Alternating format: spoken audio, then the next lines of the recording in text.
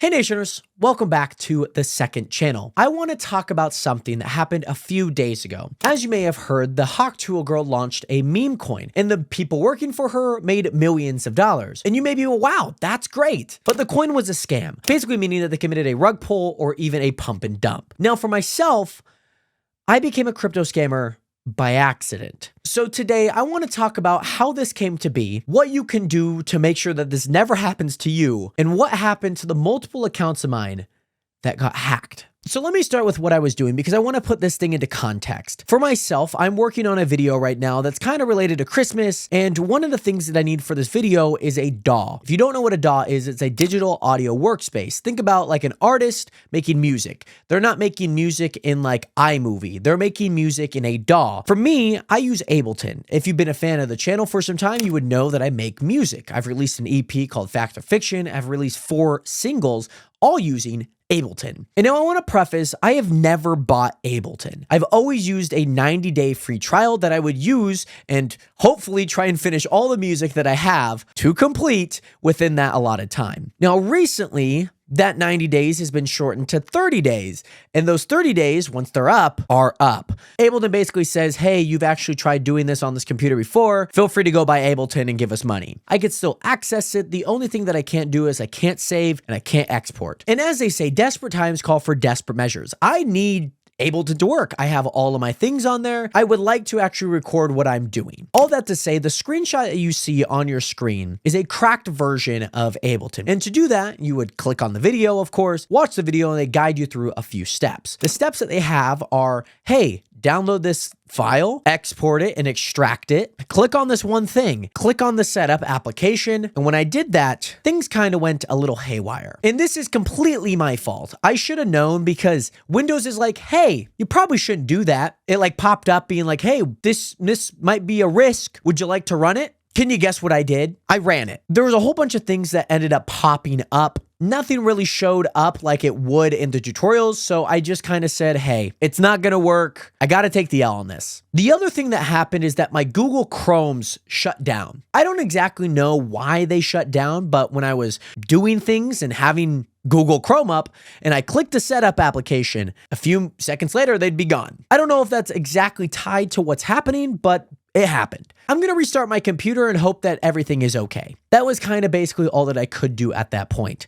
Now, I will admit I did end up buying Ableton Intro, which is like almost like a light version of an app back in the day. I don't know if you guys remember when they had like light apps before like you could buy the full app. It's like kind of like a demo version of it. That's basically what I bought. I spent $107 for it and I bought it. And all this happened on December 7th. That's from downloading that one file, trying it, seeing it's not working, and then obviously buying Ableton Intro. Now hours go by and I'm on FaceTime with my girlfriend. I'm working out and all of a sudden I'm doing like a bunch of stuff. I look at my phone and it's like, oh, the call ended. I was like, what happened? And then all of a sudden I can't call her back. I can't call her back on Facebook Messenger. And I'm like, what is happening? Basically because this hasn't happened before. So I'm kind of curious as to what is happening. And so I think I go over to my Instagram and I realized that like, I don't remember what exactly how this all transpired, but maybe I went to my Facebook. I tried logging in. It was like, I was logged out. And then I tried logging back in. It was like, hey, your Instagram and your Facebook are deactivated. Your Facebook is deactivated, not my Instagram. And so basically what transpired over that period of time is that somebody got a hold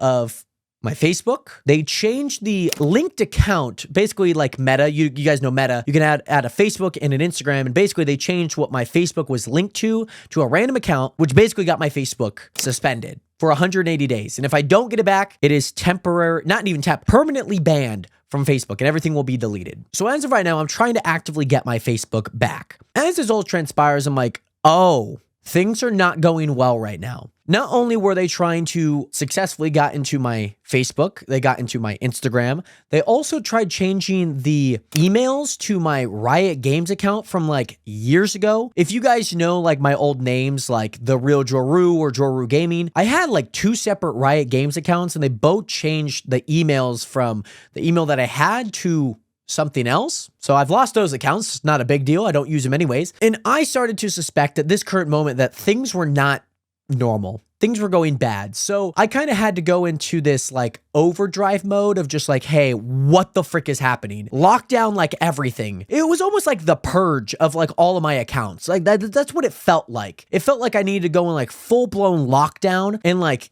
get off everything. And for myself, I haven't necessarily been hacked, especially in mass. I've maybe had like an account or two maybe get hacked, but it was pretty easy to boot people off. Like that's never been an issue. And now I want to let you guys know because one of the major things that happened was my Discord got hacked. And this was after I went to bed. It was like 8 a.m. and I don't wake up at 8 a.m. But at 8 a.m., a whole bunch of messages went out to like every single person that I messaged, every single server that I can chat in, and every single thread that I can chat in, and they all promoted a crypto scam. It said, hey, Bitcoin reached $109 with a link right under it. Every single server, every single message sent the exact same thing. And yeah, this is pretty bad because there are servers that I am a part of that like are kind of serious. They're kind of serious servers. They're not just like, hey, fan servers for Laserbeam or Minecraft.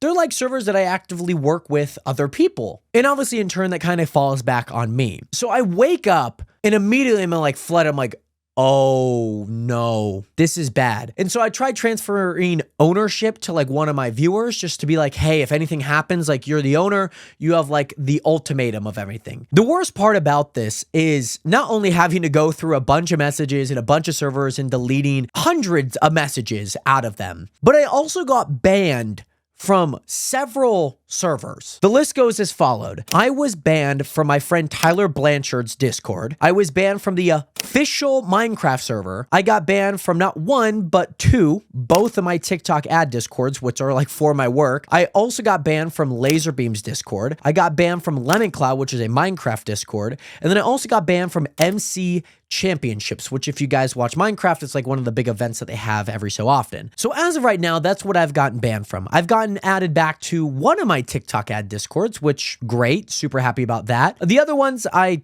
can't do much about right now. And for me, it's okay. I kind of just have to live with the reality of that happened.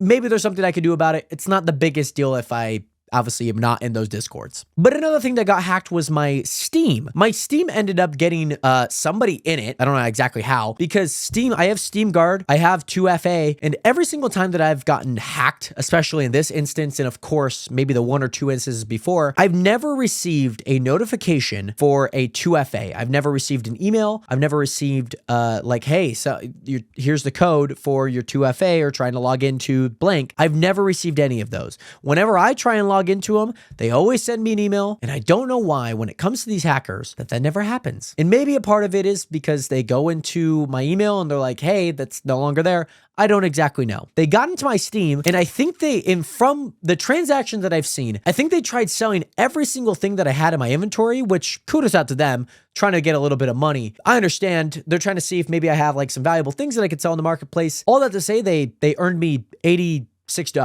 cents, excuse me, not dollars. They earned me 86 cents, which I guess is 86 cents that I didn't have before. So kudos out to them. Now, here's where things get a little bit too personal. This one hurt a lot. Every single day, something else has happened. Obviously, like when it happened, I had my Facebook, I had my Instagram, I had my Riot Games, which again, don't really care about, had my Steam, and then woke up, had my Discord. The next day, I had my Epic Games. My Epic Games is now no longer available to reach. They've changed my email to some person in Russia. It has like a .ru, and it seems like everyone that has been hacked has the exact same problem. I can't access my account on Epic Games. Every single time I try and log in, it's like, hey, there's that. I've done my recover my account. I've sent them every single detail that I could have. I have given them information, and I just have to wait to hear back. The unfortunate part is Fortnite, obviously I have a bunch of skins in there. When it comes to other games like Red Dead Redemption, I have God of War, I have Cyberpunk 2077. These are games that I bought on discount. I got at a really great deal. I spent some money on them, all gone. Can't log in. I would have to rebuy them if I want to keep them. And of course, obviously, if I get the account back, then I can't actually get the games back. But the concerning part again is I have no idea why I did not get any emails about this. Every single time that I log into my Epic Games, they will always send a code either to my authenticator or my email. Primarily, it is in my email, because as of right now, every single time that I log in, it sends an email, the code, to that email in Russia. Now, I don't exactly know what these hackers do to make this happen, but it's very frustrating because yes, it points the loopholes in whatever we may see, and it really sucks because it's just frustrating. You try everything. You had 2FA, you had a passkey, you had a super complex passcode, and it still happens. Now I want to tell you about one of the hardest hitting, because this one isn't just so much like an account loss, but it's a financial loss. Now, what happened was my Amazon account got hacked. And as you guys may know, it's Christmas, it's December, there's holidays coming around, there's people that, you want to get gifts for, myself included. A lot of things that I bought in recent years are off Amazon. This year,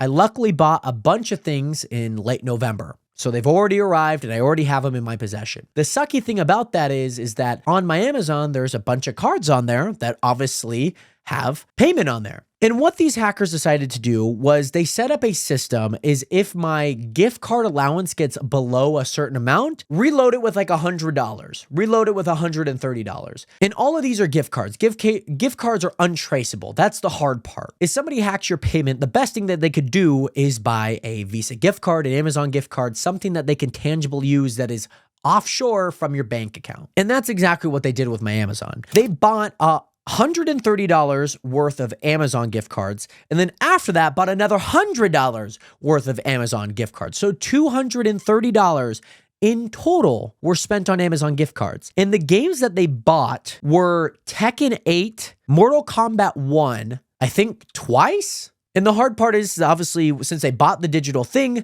they bought a code essentially. They'd go over to Xbox and then they'd plug in that code. That product code would give them the game. As of right now, I've contacted Chase and Amazon, and from my knowledge, those have both been investigated and I have received a credit back, which super thankful for that. So they've gotten rid of all of the Amazon orders there, and they've also got rid of the payments on my card. As of right now, I am receiving a brand new card because my card is obviously compromised.